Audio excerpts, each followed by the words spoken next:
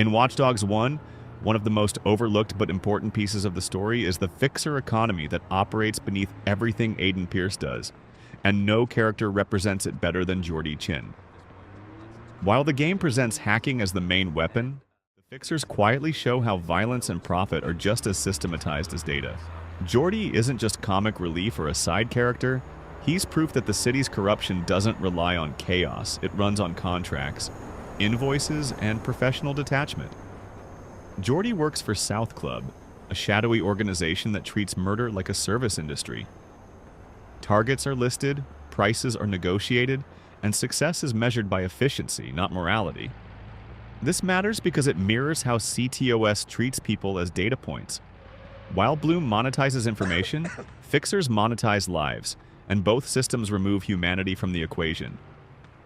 Jordi thrives in this environment because he has completely detached himself emotionally.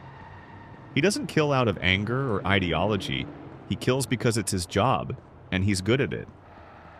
What makes Jordi especially interesting is how he contrasts with Aiden.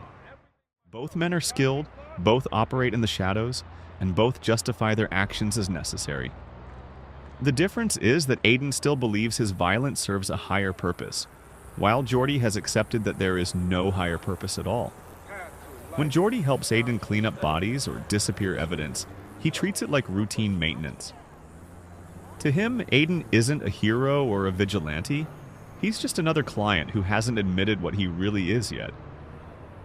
This fixer network also explains why Aiden's war never truly ends.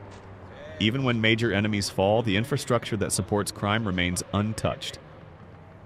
Fixers don't create chaos, they adapt to it.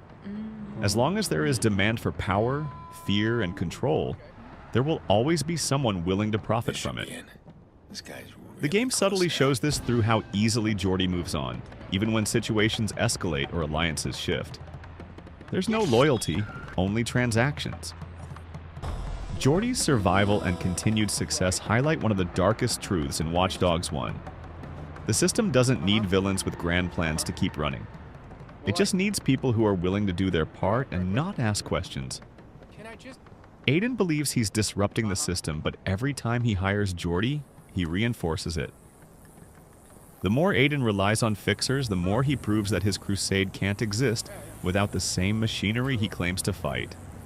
By the end of the story, Jordi remains unchanged, and that's the point. While Aiden spirals, reflects, and suffers consequences, the fixer world keeps turning. Contracts are still posted, targets are still eliminated, and payments are still made.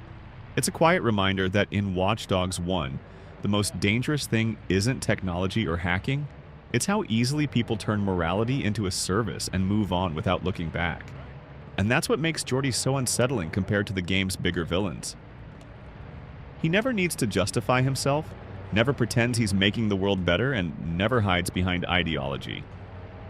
He understands the rules of the city perfectly and plays by them without hesitation. In many ways, he represents the future Aiden is slowly walking toward if he keeps choosing efficiency over empathy. The fixer economy doesn't collapse when the story ends, it waits for the next job,